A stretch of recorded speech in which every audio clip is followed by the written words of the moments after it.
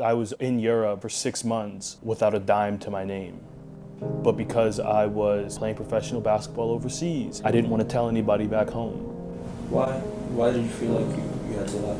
That's not the life of a professional athlete. What's going on with you mentally and physically? I'm doing good.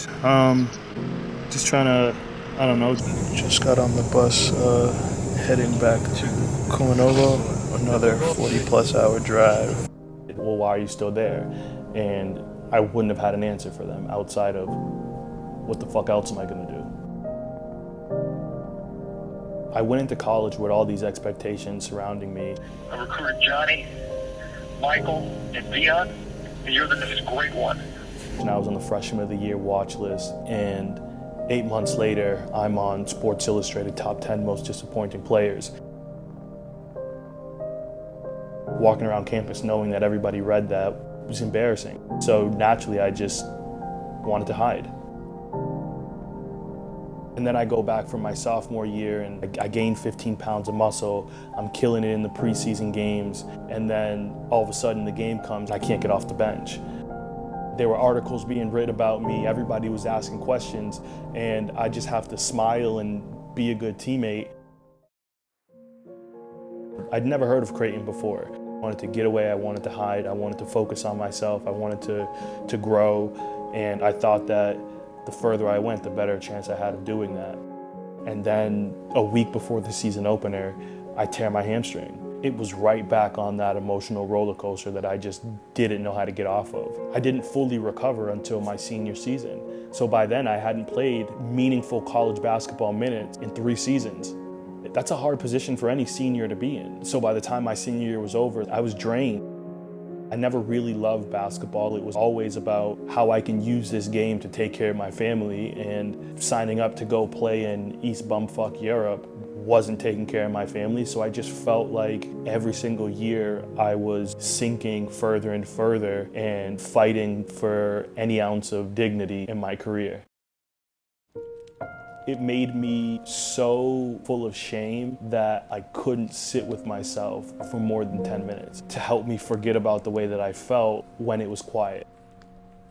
Doing that long enough, you create some really unhealthy habits. And that last season of my career, I was in a full-blown addiction, and there was no hiding it at that point. How are you feeling today, man?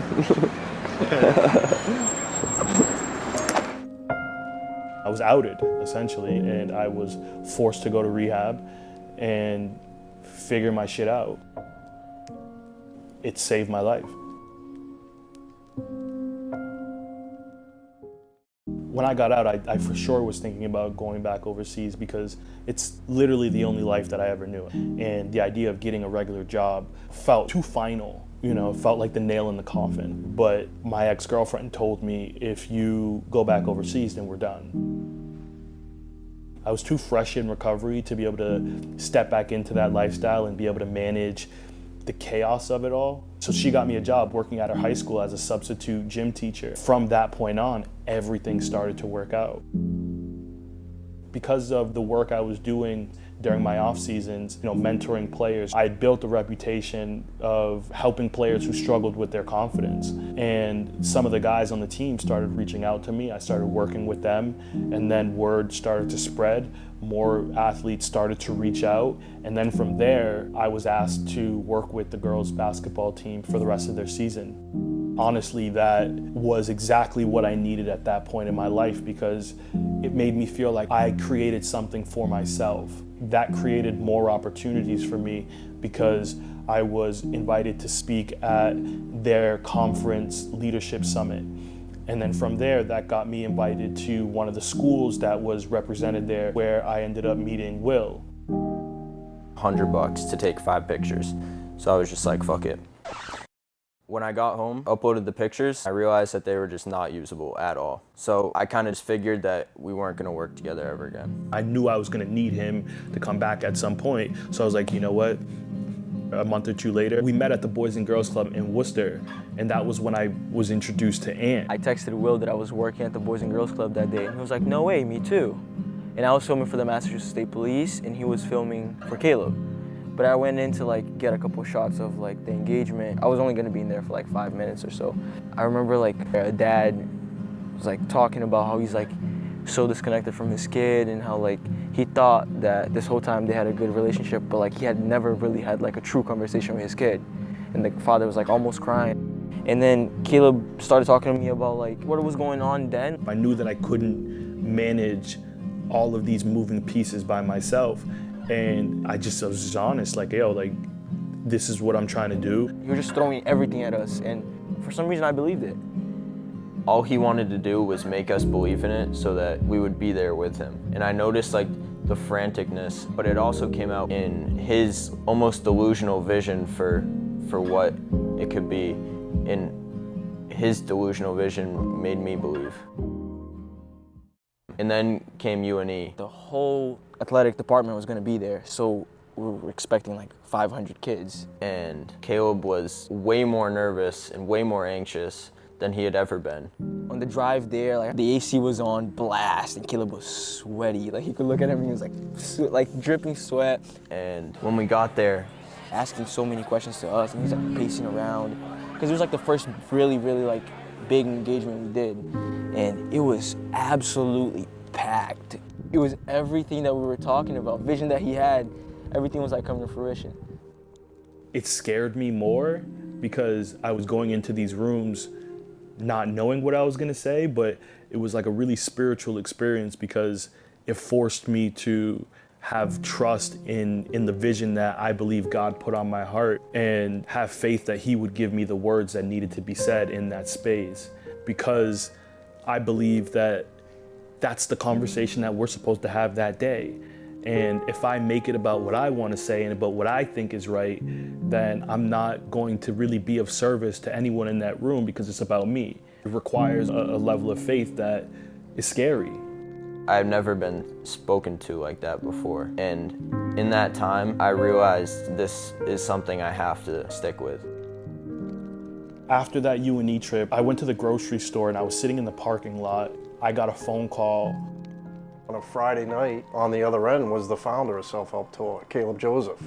And we had a conversation. You know, I kind of told him what I was going through and, you know, what had happened with Tyler. He started telling me about a foundation that they had in honor of his nephew who passed away by committing suicide right before his 30th birthday. I can remember saying that this has to mean something to him. When I was overseas, right before I went home, like every single day, I thought about killing myself because I was so ashamed of having to go home and admit that this is what my life had come to. And for some reason, He said, I have to be involved. but then I realized that I wasn't being asked to speak to athletes, that this was gonna be the entire schools. I'd never done that. I thought that, you know, what I spoke about was niche to athletes, but again, I had that pit in my stomach and I knew I had to just surrender. And it's just exploded from there. Our foundation strives to help those that struggle so that they have the power to say, this is not how my story will end. And to that, we are happy to present to you today, Kaleb Joseph and the Self-Help Tour.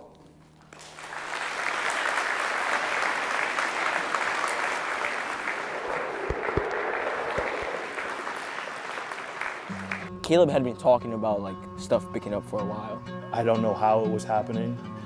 There was always a part of me that felt undeserving given the place in my life that I was in. I think that really just forced me to rely on God and live in a place of genuine gratitude. Re-engagement that we went to was the reason I got the following engagement.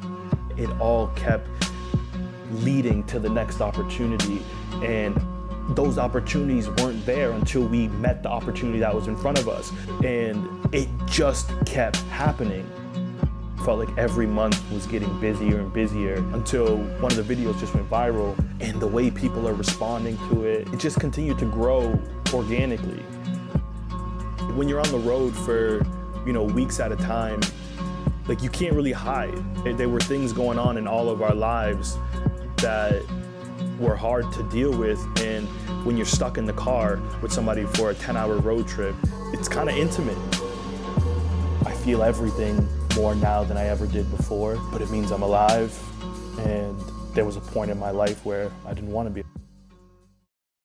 He is very intentional about letting people know that it's not an easy thing and he's still struggling with it. But I think it's just easy to like forget because of how much he can help.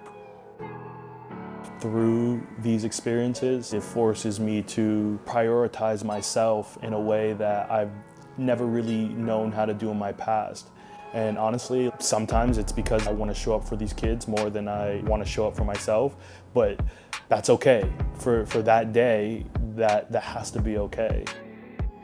My entire life, all I wanted to do was live a connected life, but I felt like if I told the truth, then that would make people run away from me. And now my job is to tell the truth, at least my truth.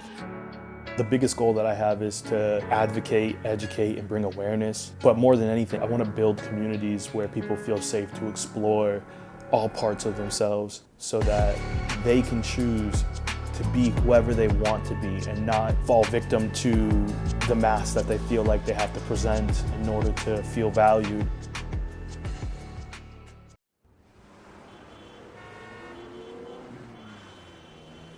Hello? What's up? I got Chris on the other line, so I'll just merge us in a second. All right, you're on with me and Caleb now. Hey Caleb, how's it going? Sorry I had to push back 15 minutes. No worries, man. I appreciate your time. How you doing? I'm doing good. It's nice to meet you. Your videos are so incredible. I appreciate you, man. That means a lot to me, man.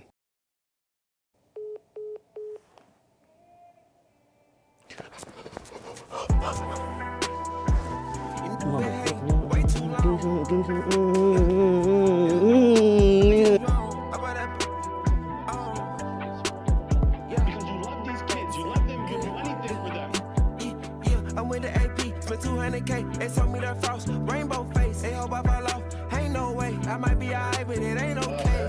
Fell left, went right, I went left and stay left, ain't nothing the same, they run their lips, I put my purple and step in my foot in the pedal of rain, spinning like I'm ahead of the game, you say they gon' drop it, give me that. Tough. Tough. Because this brother, there's so many people around the world that want to see him speak. Love me in Spain, hung he can pee.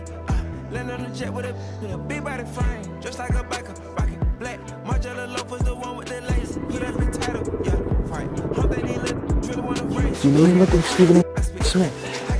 And you gassed me up. I let you gas me up. No, bro. Scotty got smoke to the face.